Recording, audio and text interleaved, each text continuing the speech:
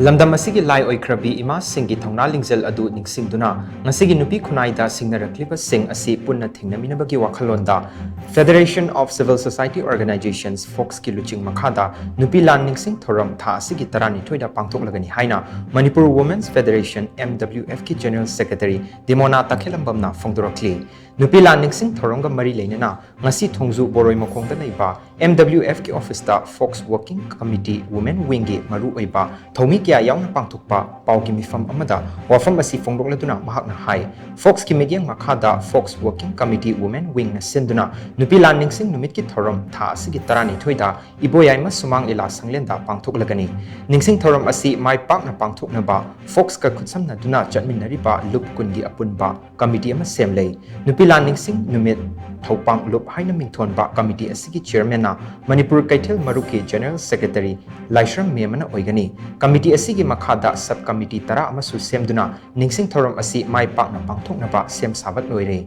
Thouram asida lamdam asigi tongan ba nupi lup singna mapung fana mating pangbiu haina mahakna phongdokhe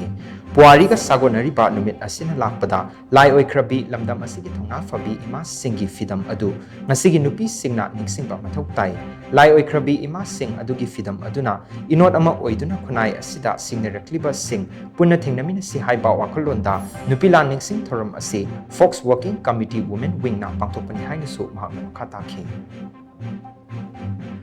December ki tang tarani thoi English ngani kunmari asi Nupi Lan Ningshing numit asi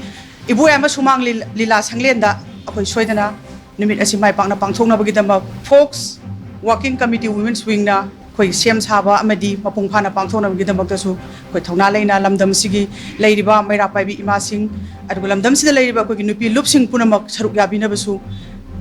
Ningsing jari akoi na Nupi Lan Ningshing numit asi pangthokpagi maramsi mamang thattagi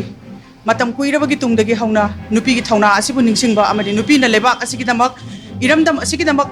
kadai phawbu thogang lobage aduga hojik leiriba aikogi lamdam asigi nupi singna Oikhrabi Ima sing adugi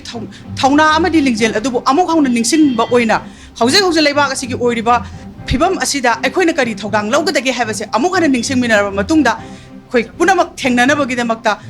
akoigi wakhalda amuk hana inot pinabagi damakta miyam mikap thon boina amuk hana ni pangthokpani haina sima thamjage